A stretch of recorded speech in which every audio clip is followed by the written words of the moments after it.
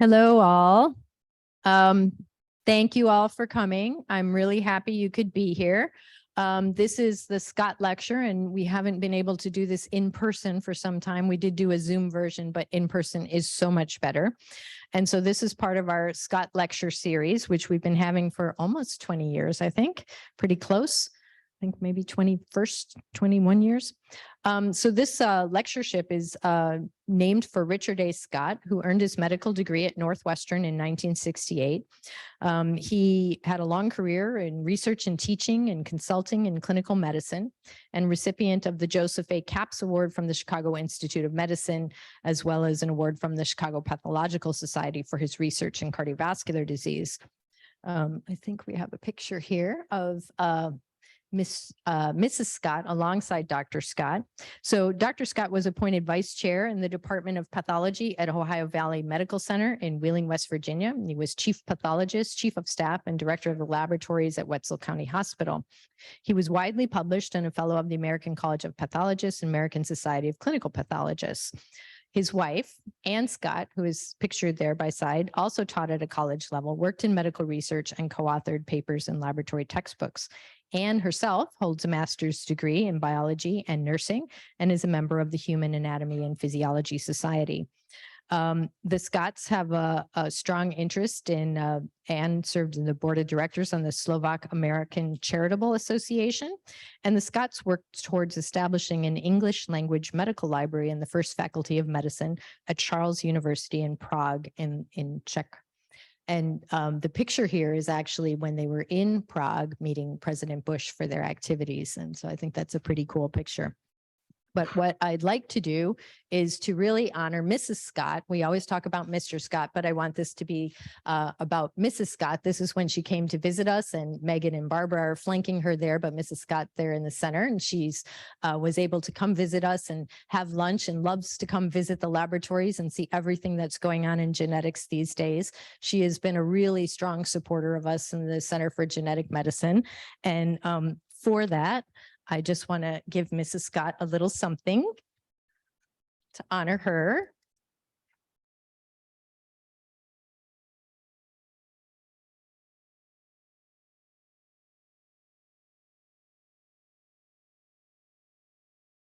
And so again, thank you, Mrs. Scott. We really appreciate everything you do for us and your support. And so with that, we will move on to our lecturer, who is David Page, who is a professor of biology, member of the Whitehead Institute and MIT, and an investigator of the Howard Hughes Medical Institute. So just by way of a little background, Dr. Page is a graduate of Swarthmore College and Harvard Medical School. As an undergraduate, he developed his interest in genetics, and I'm always a fan of somebody who develops their strong interest as an undergraduate and sticks with that passion for their life. So started working at NIH even while in undergrad. He started at Harvard Medical School and then worked with Ray White and David Botstein, and then joined the Whitehead Institute as the very first Whitehead Fellow. And some of you know that's a fellowship program, and then he came and joined the faculty and rose through the ranks, has been on the faculty for many, many years, and most recently served as director and president of the Whitehead, which he stepped down from 2020 and has been enjoying being in his laboratory since that time. He has been an HHMI investigator for more than 3 decades. He is faculty at the Koch Institute for Integrative Cancer Research, the Harvard MIT Program in Health Sciences and Technology, and in the Bioinformatics and Integrated Genomics at Harvard Medical School. Among his many awards are a MacArthur Prize, Top 10 Breakthrough of the Year from Science for chromosome mapping work, the Kurt Stern Award from the American Society of Human Genetics, and a Pioneer in Reproductive Research Award from the Woods Hole Marine Biological Laboratory. He's a member of the American Academy of Arts and Sciences, National Academy of Medicine, and National Academy of Sciences. And we are so delighted that he could be here with us today. I've long admired his work, and I'm really looking forward to his lecture.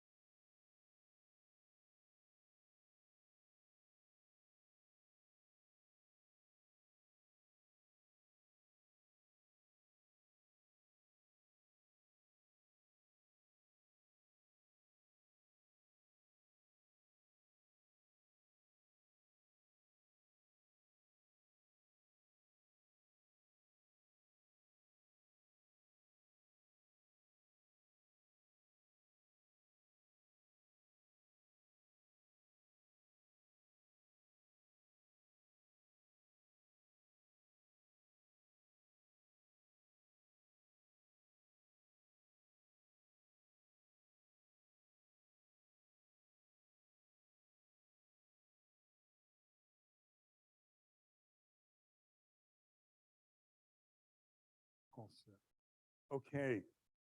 Elizabeth, thank you very much for that kind introduction. And thank you for the AV support. I think we're all functional. And anytime close to the pandemic, that's a wonderful achievement in its own right. So I'm just going to stop at this point and take any questions. We've done the hard part. Now we get to have some fun, but I would like to dedicate this lecture to Mrs. Scott and your late husband, Richard. So thank you for everything you've done for this enterprise. Thank you. And I'd like to thank Elizabeth and actually Barbara for the invitation to deliver this year's Scott Lecture. And it feels really special if it's the first one in 3 years. It's the first one sort of more or less post-pandemic. I will think that is a great victory. So thank you for the opportunity to be here with you today. So what I'd like to do today is share with you and invite you to join me in thinking about a vision and a mission. And I'm going to say that my lab's mission, and we have a mission, it is to discover the molecular bridges that we infer connect the human sex chromosomes to sex differences in health and disease across the body. And so I'll start by asserting that that all biologically based differences, those that are not due to social or environmental cues, trace their origins to the sex chromosomes. And I'll let that just sink in on you, and you can decide whether you accept that assertion or not. But it will motivate my comments with you today. I'll say right off the bat, there are 2 special cases where molecular bridges from the sex chromosomes to sex differential biology are already widely appreciated. The first case is the reproductive tract, where the roles of the Y chromosomal gene SRY and downstream actors, including sex steroids, are well understood. The second special case is the X-linked recessive disorders like color blindness or hemophilia, all more common in males than females because males lack a second copy of the gene in question. But I would assert that apart from these 2 special cases, the reproductive tract and X-linked recessives, we don't understand the molecular bridges linking the sex chromosomes to sex differential biology in humans. And so our mission, a shared mission here, is to discover the bridges that we infer must exist. Now, full disclosure, I'm not going to show you any of those bridges by the end of this lecture. I've sort of set up an expectation, but it's really an expectation that goes beyond this lecture and beyond this hour to future aspirations. Now, in the biomedical community, and here at Northwestern and elsewhere, there's growing interest in describing and cataloging sex differences in health and disease, but there is no empirical or conceptual framework with which to connect these differences back to the X and the Y chromosomes. So if we're setting out to build that empirical and conceptual framework, we first better answer the question of what do we even mean by sex differences? Well, in the reproductive tract, sex differences are binary, egg or sperm, testis or ovary, but outside the reproductive tract and across the body, sex differences are not binary, but instead involve continuous variables with overlapping but shifted distributions in females and males. Now, consider human height, where the distribution observed in females is shifted 13 centimeters from that in males. And the world's largest genome-wide association studies, or GWAS studies, the world's largest GWAS studies now encompassing 5 million research subjects implicate almost 1,000 genes in variation in height. And it's the same 1,000 genes in females and males, with no explanation for the 13-centimeter shift between the distributions of the sexes. And diseases display sex differences. So, for example, the autoimmune disorder lupus, 6 times as common in females, while autism spectrum disorder is diagnosed 4 times as often in males. And in many disorders, even when females and males are affected at similar frequency, the severity or consequences are often greater in one sex than the other. So consider dilated cardiomyopathy, where heterozygous mutations in autosomally encoded sarcomere components cause a dangerous ballooning of the heart.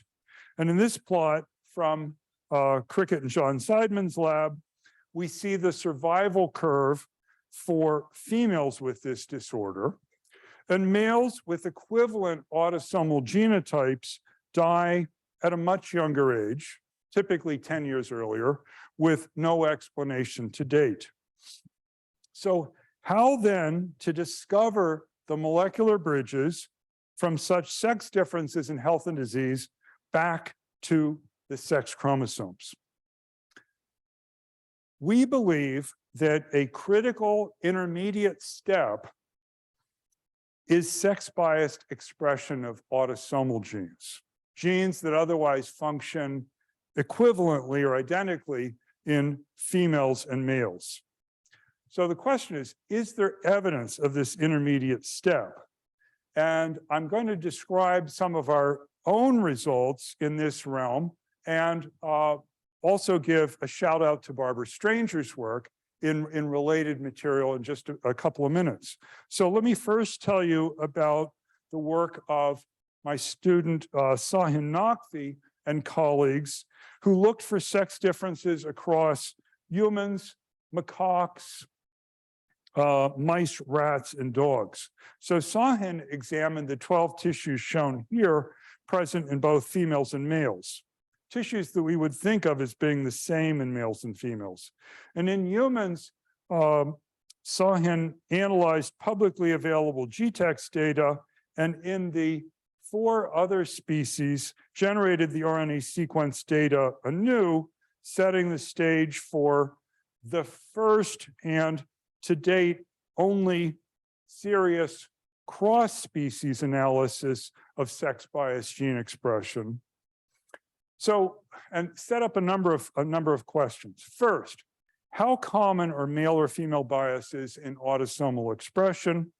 Well, of about 12,000 genes where orthologs could be matched across the 5 species, Sahin found that 85% showed sex bias in 1 or more tissues in 1 or more of the 5 species. So 12 tissues times 12,000 genes equals 144,000 gene tissue combinations, 40% of which showed sex bias in at least 1 of the 5 species. The reason that Sahin looked at the 5 species was so he could ask, are these rampant sex biases in gene expression conserved? And the answer that Sahin came back with was mostly not. So only 7% of the sex-biased gene tissue combinations show that bias in the same direction across at least 4 of the 5 species. So there's lots of sex bias, but a small fraction of it is conserved. But nonetheless, there's so much of it that nonetheless in each tissue, hundreds of genes show such conserved sex bias. And what Sahin thought to do in the 11th hour of his thesis work, and it was his idea, not mine, it was a brilliant thought, was to ask, can this help explain a sex-biased trait? So Sahin went to the most intensely studied trait with bountiful publicly available GWAS data on human height, and And in this first test case, he was inspired by what he saw with a transcription factor named L-coral. And this transcription factor had previously been genetically associated, not through any work that we were involved in, through other investigators' work, was previously associated with height and body size, not only in humans, but also in cattle and horses. Interesting. Conserved sex bias across those species. And even better, the direction of the gene's effect was known. So in both humans and horses, more L-coral expression means smaller animal size or decreased height. So an inverse relationship between L-coral and height or body size. And what Sahin identified was a subtle but conserved female bias in L-coral that had gone unnoticed. So here is data in the pituitary, and you'll see that L-coral tends to be expressed slightly more highly in females, the orangish dots, than in males, the bluish dots. And this was true in all 5 species examined, strongly suggesting that this conserved female bias existed in the common ancestor of these species who existed 100 million years ago, and that this female bias had been preserved in all 5 lineages. And then Sahin asked whether this was an isolated example or might be a harbinger of something more general. And by comparing his own data on sex bias with other investigators' data on height, and I want to emphasize, all the data on height here was generated by other scientists working over a period of many years.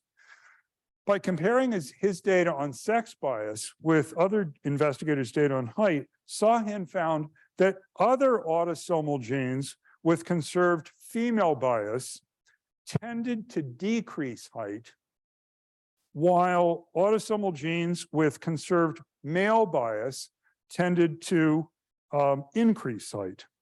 And summing across hundreds of implicated genes, these 2 effects decrease mean height in females and increase it in males, accounting for 12% of the 13-centimeter difference between the male and female distributions. Now, I just want to pause here for a second and say, this study that Sahin executed was not designed to take on sex differences in height. All of the data he was examining was drawn from adults. And you could easily say, what does sex bias gene expression in adults have to do with differences in height? Obviously, you'd be most interested in looking for sex biases in gene expression during development. The point is, it appears that there's a residue that persists into adulthood that helps explain this modest part of the sex bias in height. But more broadly, recognize these genes have been implicated by other investigators in helping determine variation in height in both sexes. So these genes apparently operate in identical ways in both sexes, but there's nothing sex specific about the pathways that are contributing to this sex differences in height. It's actually sex bias in expression of genes that otherwise operate equivalently that is translating to sex differences in a healthy trait. So this is a concept that I hope that can be tested, refined, and extended in the coming years. And in parallel, I'd like to highlight the work carried out by Barbara Stranger and her colleagues, published in 2020, the impact of sex on gene expression across human tissues, work in which Barbara and colleagues searched systematically for sex-biased gene expression in now not 12, but 44 human tissues surveyed by the GTEx consortium in the V8 release. And in this process discovered that 37% of all human genes exhibit sex-biased, of 37% of all expressed human genes exhibit sex-biased expression in at least one of these tissues, and then went on to identify eQTLs with sex-differentiated effects and integrated these with 87 published genome-wide association studies to elucidate sex biases in gene trait associations. So momentum building, and I'll give a shout out to one other study that I think helps reinforce some of the lessons emerging from Sahin's work. That is in an exciting development that was also published in 2020. Steve McCarroll and colleagues at Harvard Medical School published work on a different subject, but with echoes of Sahin's finding. So lupus is more common in females, as is Sjogren's, and both show their strongest autosomal association with complement protein C4. Steve showed that higher concentrations of C4 are protective, and that males have modestly higher C4 concentrations than genotypically matched females, protecting them against both disorders. Now, similar to Sahin's observations with height, sex-biased expression of autosomal genes here is shifting the distribution, in this case, the distribution of disease risk between the sexes. Now, in this case, Steve does not yet know why C4 protein levels are higher in males. And these differences may arise post-transcriptionally. So that might be a bit different than what I was describing with regard to height. But as with height, the molecular bridge to the sex chromosomes remains to be built. So let's talk about the sex chromosomes. So I'll just pause here. We're going to turn a corner. We're going to leave sex differences in the sex biases in autosomal gene expression behind. We may return there towards the end of the hour. Let's turn to sex chromosomes. Humans nominally have sex chromosomes of two kinds. And just to introduce you to the details, the pseudoautosomal region, or PAR, is kept identical in X and Y by crossing over that occurs during male meiosis and spermatogenesis. The rest of the X is the non-pseudoautosomal region, or NPX, and the rest of the Y is the non-pseudoautosomal NPY. Now, while diverged in DNA sequence and gene content, NPX and NPY share 17 gene pairs that are not pseudoautosomal. So while geneticists say that humans have two kinds of sex chromosomes, epigenetically speaking, human somatic cells, that is the cells apart from the germline, human somatic cells have sex chromosomes of three kinds. XA, the active X, XI, the so-called inactive X, and Y. And the amazing thing is that these three sex chromosomes can coexist in the same somatic cell in various combinations. There is no parallel in flies with at most two kinds of sex chromosomes in a given cell, or in the worm C. elegans with one kind of sex chromosome in a given cell. So this is something that we uniquely have to consider in a mammalian context. So let's consider the implications of these three epigenetic types of sex chromosomes. What it means is that euploid human somatic cells come in two varieties. You can have one XA plus one XI or one XA plus one Y. That's euploid human somatic cells. So one XA is present in euploid somatic cells of both sexes. And after extensive epigenetic characterization, our lab can find no difference between the XA in females and the XA in male cells. So while the X, in my experience, is often referred to as a female chromosome, the XA is no more female than an autosome. So the chromosomes that differ between females and males are XI versus Y. The other 45 chromosomes are genetically and epigenetically equivalent in females and males. Only the 46th chromosome differs. So we have traditionally said that females are XX and males are XY. Everybody knows that, right? Females are XX, males are XY. But we now begin to say, at least in our lab, that females are XI and males are Y. And you might say, well, that's just a semantic game.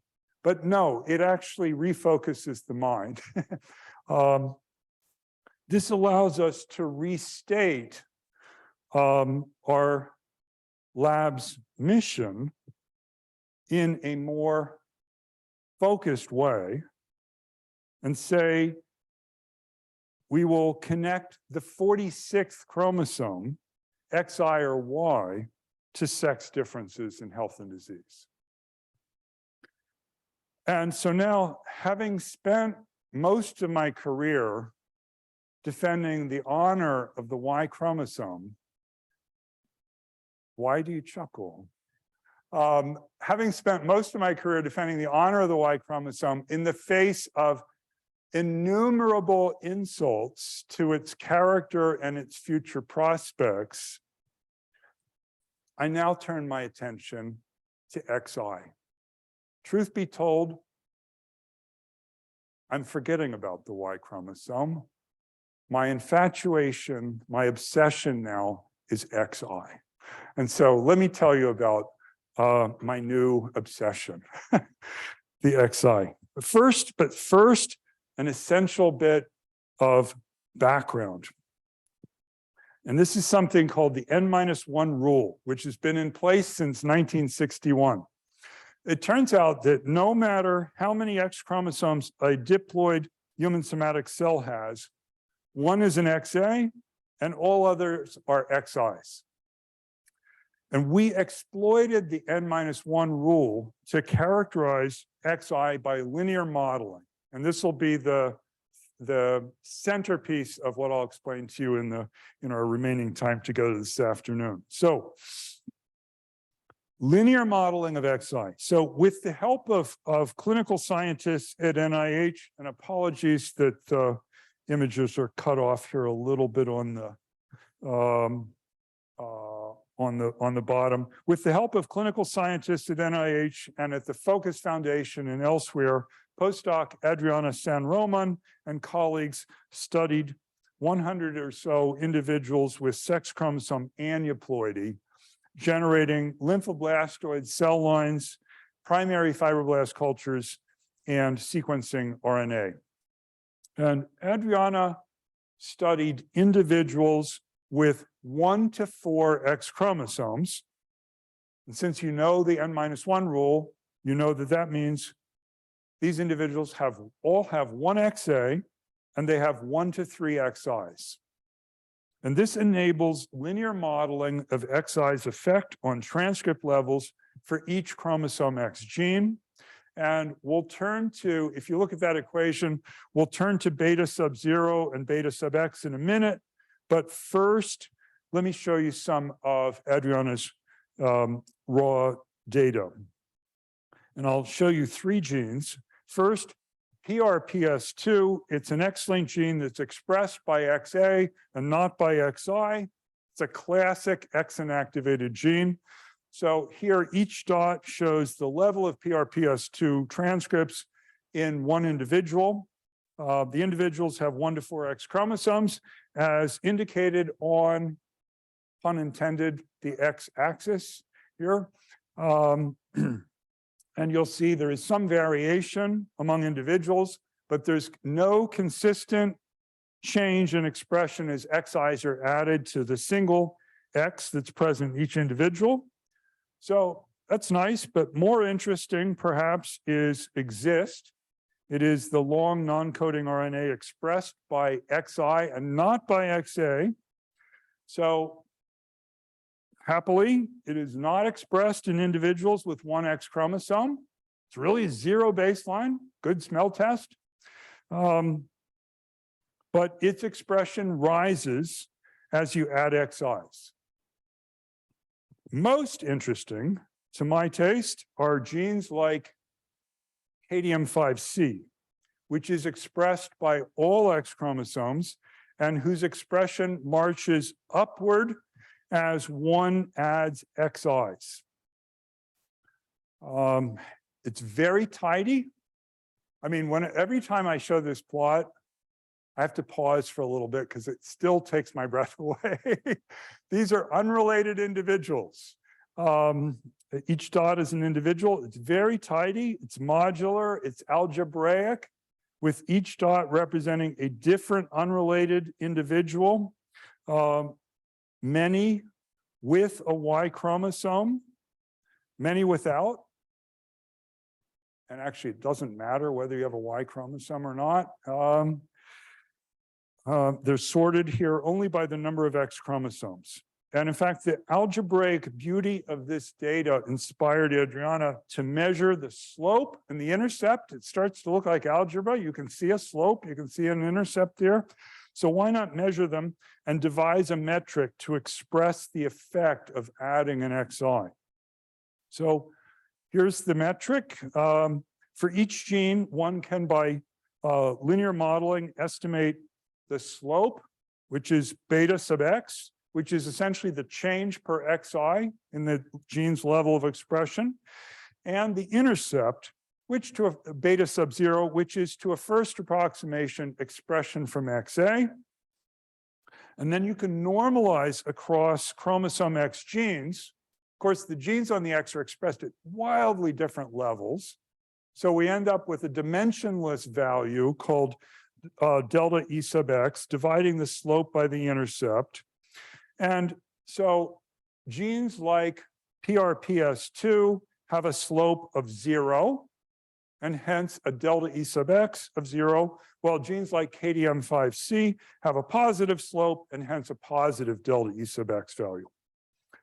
And you can do this not just for these genes, you can do it for all the genes across the chromosome, at least those that are expressed in the cells under study. And looking systematically, Adriana found that each chromosome X gene has a characteristic delta E sub X value. On the horizontal axis here are the delta E sub X values for 357 chromosome X genes that are expressed in lymphoblastoid cells. And on the vertical axis is the statistical strength of the departure from the null hypothesis that delta E sub X equals 0. And as expected, most genes are like PRPS2 with delta E sub X values of 0. They're plastered around 0 there, but others range from modest negative values to positive values as high as 1. But all told, 38% of expressed chromosome X genes have a significantly non-zero delta E sub X value, which is about twice the 15 to 20% of genes that were previously reported to escape X inactivation. And a sizable number of genes have negative delta E sub X values. Their transcript levels fall in the presence of one or more XIs. So I just want to point out the irony of this. You're adding X chromosomes, and the expression of some genes on the X chromosome is declining. Well, is this all an artifact?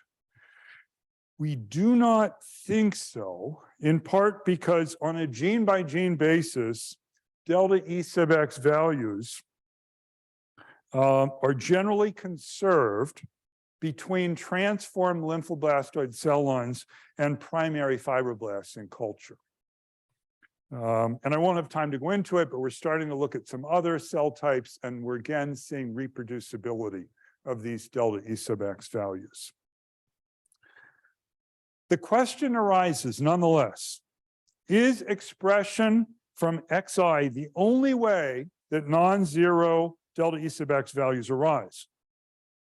And here we begin to ask, to challenge what has been an implicit assumption in the field for a long time. What if XA and XI are not independent? What if they don't make independent and additive contributions to expression, as has always been assumed? Well, to take this question on, Adriana needed to compare delta E sub X with a more direct measure of XI expression. And so she conducted allele-specific analyses and calculated the ratio of transcripts from XI and XA, something called the allelic ratio AR, and compared AR, the allelic ratio, with the delta E sub X. Now, the way it's all figured out here, if XA and XI expression are independent and additive, then AR should equal delta E sub X, as represented here by the diagonal. And it turns out most chromosome X genes behave as expected. They fall near the diagonal, but some genes didn't get the memo. They don't behave as expected. So, for example, the gene MPP1. MPP1's values fall far below the diagonal. In fact, MPP1's delta E sub X is 0.24. That is to say that each XI increases MPP1 transcript levels by 24%, but MPP1's allelic ratio AR is 0, demonstrating that XI does not express MPP1. Okay? And I will say, in the prior literature, MPP1 is put off in a wastebasket category that says data don't make sense. So we're not going to call, so anyway. But what we think, what Adriana concludes is going on is that, so XI must upregulate MPP1 in trans on XA, the only chromosome that expresses MPP1. There's only one chromosome expressing MPP1. So if its level of expression is going up in response to XI, it must be an action of XI in trans on XA. And let's contrast the positively modulated MPP1 with the negatively modulated DDX3X, whose values rise well above the diagonal with a delta E sub X value of 0.26. Where have you heard that number before? It's virtually the delta E sub X value of MPP1, which was, you see they're stacked on top of each other on the vertical axis. So it's got a delta E sub X of 0.26, and that means that each XI increases transcript levels about 26%, again, virtually identical to MPP1, but DDX3X's allelic ratio is much higher at 0.55. What that means is that in cells with two X chromosomes, transcripts from XI are 55% as abundant as those from XA. Okay, but it's still not moving the needle that much to the right. So it turns out then we conclude that XI expresses DDX3X robustly, but also negatively modulates DDX3X transcripts deriving from XA. So all told, Adriana concludes that XI modulates transcript levels of at least 121 genes, a quarter of the genes assayed on the X chromosome. So this is not a little fringe behavior. This is something that has simply been invisible in plain sight until this point, because it required having these two metrics that you could compare simultaneously.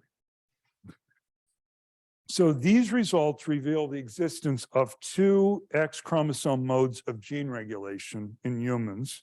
First, transcriptional attenuation of nearly all genes on XI in cis. This is what we traditionally refer to as X inactivation. But in addition, there is modulation of individual XA genes by XI in trans. And the new metric, delta E sub X, captures both the cis and trans effects of XI, which differ widely in magnitude and even polarity among chromosome X genes. So basically, the devil's in the details here. You got to look at this gene by gene if you really want to understand what's going on in the X chromosome. And with that in mind, and using this knowledge, Adriana set out to identify the chromosome X genes that we thought would be most likely to drive male-female differences in health and disease, as judged by two criteria.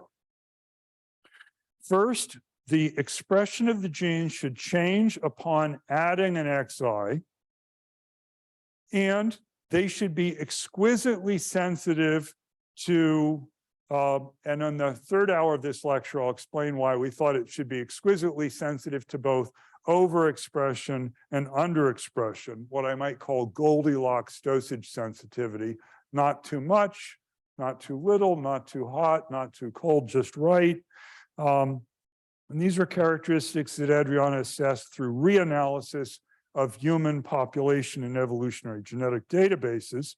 And looking systematically across the X chromosome, Adriana identified a treasure map of just 10 NPX genes that we consider most likely to drive somatic differences between XX females and XY males, to contribute to somatic sex differences between XX females and XY males.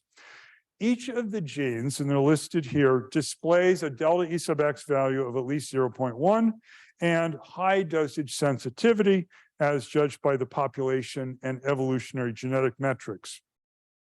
And of these 10 treasure map genes, turns out that, here are their delta E sub X values. Of these 10 treasure map genes, 5 have NPY homologs on the Y chromosome. And speaking of their unusual genetics, mutations in 7 of these 10 genes cause childhood syndromes, 5 of which are listed in Online Mendelian Inheritance of Man as exhibiting X-linked dominant inheritance. Now, I suspect that most of you were not taught X-linked dominant, you were taught X-linked recessive inheritance. So what that means is these syndromes appear in heterozygous females. This is a different side of the genetics of the X chromosome. It's not the part that's it's in the textbooks, the X-linked recessives. These are the X-linked dominants. And why are they X-linked dominants? Because they are so dosage sensitive that the affected males are, for the most part, dead, and the heterozygous females are strongly affected. So these genes and their NPY homologs will be at the forefront of our efforts to discern molecular bridges that link XI to XI versus Y to sex differences in health and disease.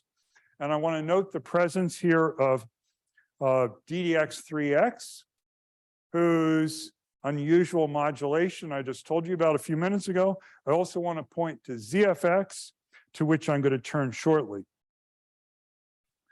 So now let me turn the corner from the work that Adriana has just a few weeks ago published in Cell Genomics. Let me turn to the unpublished sequel to that work and take on the question.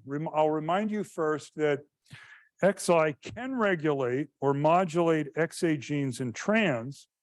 So the question naturally arises, does it also regulate autosomal gene expression? And does the Y chromosome regulate autosomal genes? Now, in the soma, it just occurs to me, if I were to transport myself back 20 years and say, if I stood in front of an audience and asked, does the Y chromosome regulate autosomal gene expression in the body in general, it would have been considered a ridiculous question. I'm going to try to show you that it's not a ridiculous question. To answer these questions, Adriana and colleagues return to the RNA-seq data from individuals with sex chromosome aneuploidy. And I'll just get to the results quickly. Here are the results. So with respect to the impact of XI, there are nearly 2,000 genes scattered across all 22 autosomes that show a significant rise or fall in expression as the number of X chromosomes increases. They're just shown as dots here, but there are about 2,000 of them. And with respect to the Y chromosome, and I should say it's 800 or so genes that show an increase in expression as you add XIs, and about almost 1,200 genes whose expression decreases as you add XIs. And with respect to the Y, there are 662 autosomal genes that significantly rise or fall in expression as the number of Y chromosomes increases. It turns out that the sets of autosomal genes that are responsive to the X chromosome and to the Y chromosome overlap very substantially. So among the 442 overlapping genes, the magnitude and direction of the responses to the X and the Y are very highly correlated, leading us to ask whether genes that are shared by the X and the Y chromosomes might drive this shared autosomal response. Well, to try to make more sense of this, Adriana turned to some other genetic tricks that we had up our sleeve. She turned to structurally anomalous human X and Y chromosomes that we had characterized over the years. And she turned to these to try to deletion map the drivers of the autosomal response. And what she found was that the pseudoautosomal regions and their genes do not drive the autosomal response. Instead, the ability to drive the autosomal response mapped on the X chromosome to the vicinity of ZFX and on the Y chromosome to the vicinity of ZFY, its homologue. And recall that ZFX was among the 10 treasure map genes that we judged most likely to drive sex differences with a delta E sub X of 0.47 and high dosage sensitivity. But Adriana wanted more direct evidence that ZFX and ZFY mediate the autosomal responses to chromosome X and chromosome Y number. So she turned to CRISPR-I in XY fibroblasts, CRISPR-I of ZFX and of ZFY, and she found substantial overlap between the sets of autosomal genes whose expression was altered by repressing ZFX or ZFY. And when you look in those in the overlapping genes, the magnitude and direction of the responses were highly correlated. What I'm saying is it looks like knocking down CRISPR-I-ing ZFX or CRISPR-I-ing ZFY have very similar consequences for autosomal gene expression. The question then was, are these autosomal genes that are being brought to the surface by the CRISPR-I experiments, are these autosomal genes the same as those whose expression changed in response to adding X chromosomes in aneuploid individuals? Right? Because remember, the aneuploid, think of the CRISPR-I as a scalpel, and we're going to compare it with a very blunt instrument of adding a whole X chromosome. Well, it turns out that in fibroblasts, the gene by gene response to chromosome X number, that is to XI number, correlates well with the ZFX CRISPR-I results in either XX or XY cells.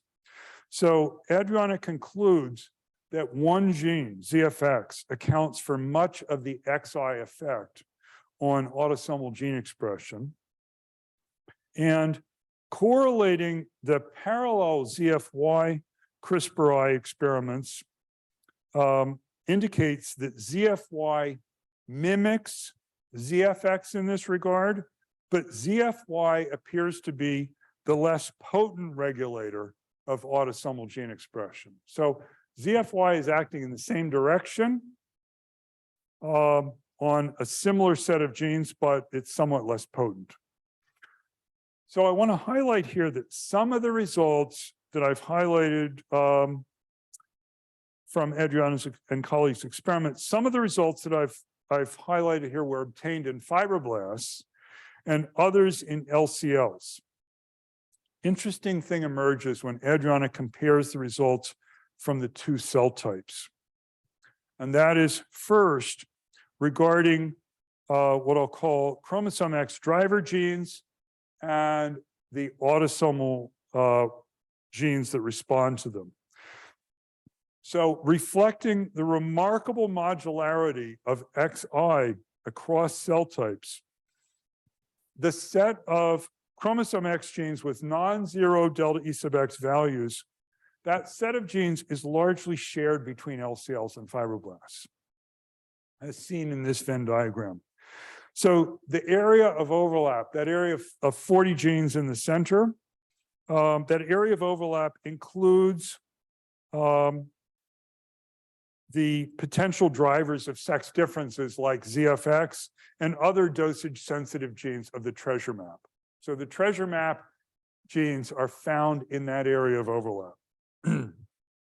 But by contrast with the X chromosome drivers, the autosomal genes that respond to additional X chromosomes, they mostly differ between the two cell types.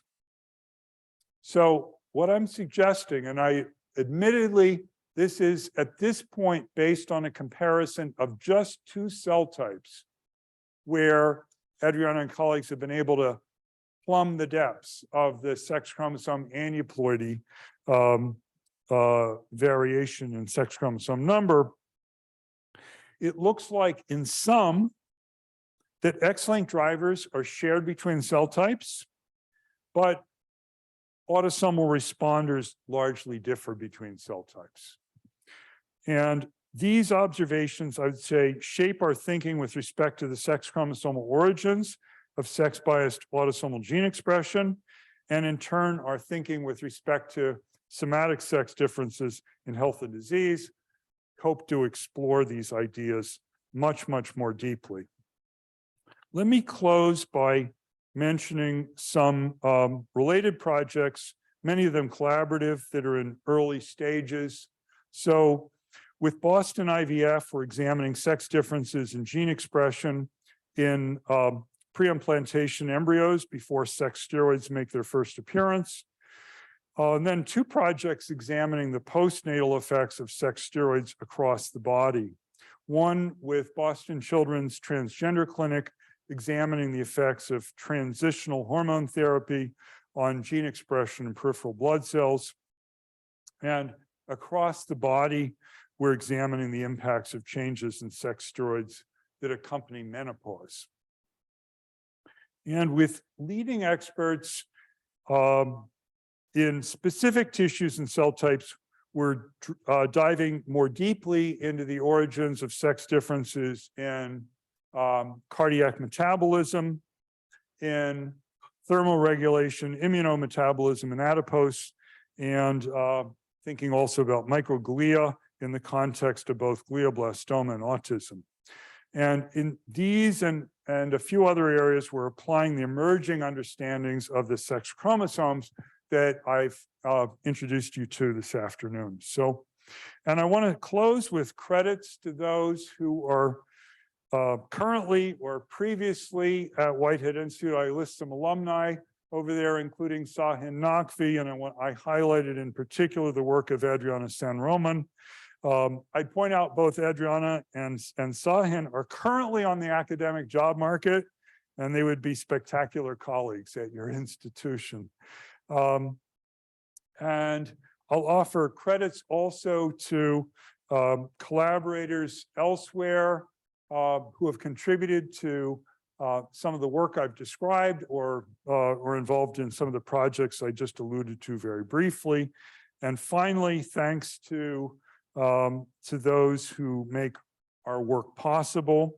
And with that, I want to again extend and dedicate these comments to Mrs. Scott and to Richard. So thank you for the invitation and thank you for making all this possible. I look forward to your questions. Thank you very much. Yeah.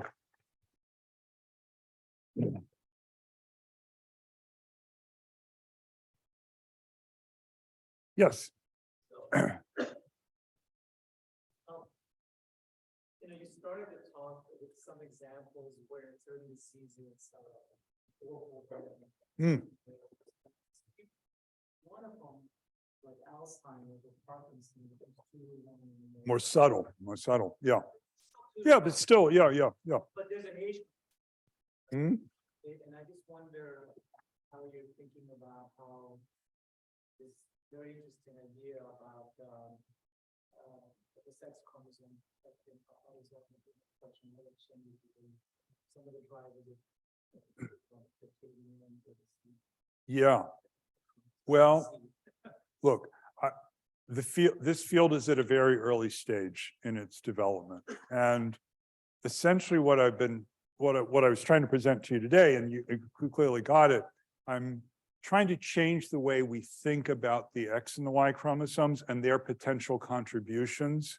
What I would say is, if I take, what I showed on the very close to the end there, we go back here a bit. Here. Okay. So what I'm suggesting is that across the body, there is a small set of X chromosome, XI expressed, and actually Y expressed drivers that will be that will be influencing autosomal gene expression in a cell type specific fashion on the right. I would argue in virtually every cell type in the body. So what I'm doing here is adding XI versus Y as a proposition to be considered in conjunction with sex steroid hormones and environmental and behavioral determinants of sex differential disease risk, if that is a sufficiently inclusive and evasive answer to your question. So I don't have the answer to those. And frankly, I'd love to talk with you more. I find the question of sex differences in Alzheimer's and such a little bit scary. I'm sort of personally trying to figure out, where do I think the most straightforward paths to answers might be. But it may be that I just don't know enough about how to think in those cases. But I think the age factor is another important consideration, but also makes it a little bit more complicated to my I'm just thinking out loud with you. Yeah, So late, yeah, difficult to match. yeah, of course, of course. So then you're saying basically the sex chromosomal side is an attractive proposition because it will persist. It will be present from, you know, even before there's any sex differentiation, any of the classic sort.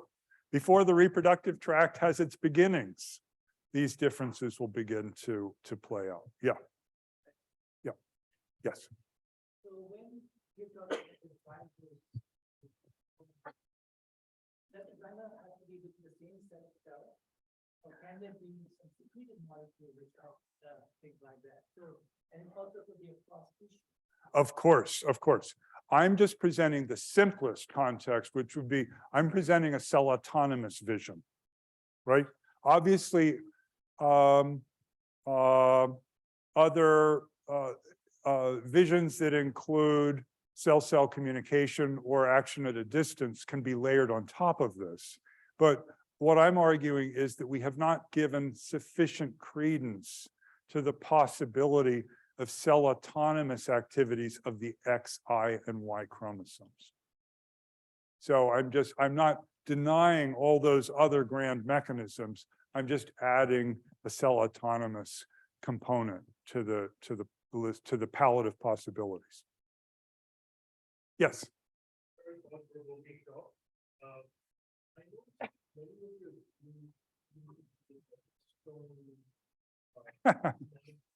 Yeah. Yeah.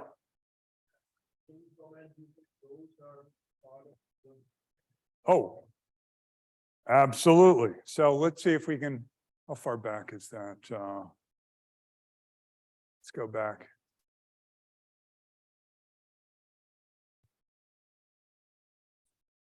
Okay, the treasure map. What are the defining features of the, so one of the things that most strikes me about a number of these genes and the potential, especially those with NPY homologs. I'm thinking about these genes as being X-linked dominant. So, you know, what makes a gene dosage sensitive? I'm going to argue that one of the ways a gene can be dosage sensitive is by touching many other genes. So these genes, for the most part, are not terminal effectors. The classic X-linked recessives are end-of-the-line terminal effectors. Color vision pigments, clotting factor 8. These genes, you know, the fun thing is when I show this list of genes, the audience determines how they read them.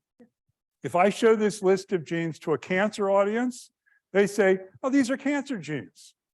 If I show this list of genes to an audience of people who study congenital heart defects, they say, oh, these are congenital heart defect genes. That tells you everything you need. These genes do everything. They touch hundreds or thousands of other genes. That is precisely, and I'll explain this in the 5th hour of this lecture, that is precisely why these genes were preserved on the Y chromosome. They're super dosage sensitive. It's why they're expressed from XY. So these are, so that's, the answer is, so you're right about the histone demethylases, but some of the other genes on this list. And there are even a couple of other genes I might like to add to this list that are XY homologs, but they didn't quite meet the criteria, so we're trying to be objective. But it's all about dosage sensitivity, and I think tickling, the ability to tickle hundreds or thousands of other genes. That really opens the door to a multitude of pathways by which these genes could be influencing and sex biasing a variety of traits in health and disease. Yeah.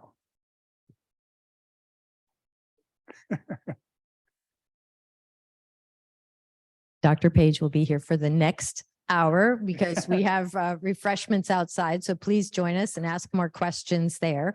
This is a little token of appreciation from us, and we'll catch you with, again, more questions outside. So let's thank Dr. Page and then retire outside.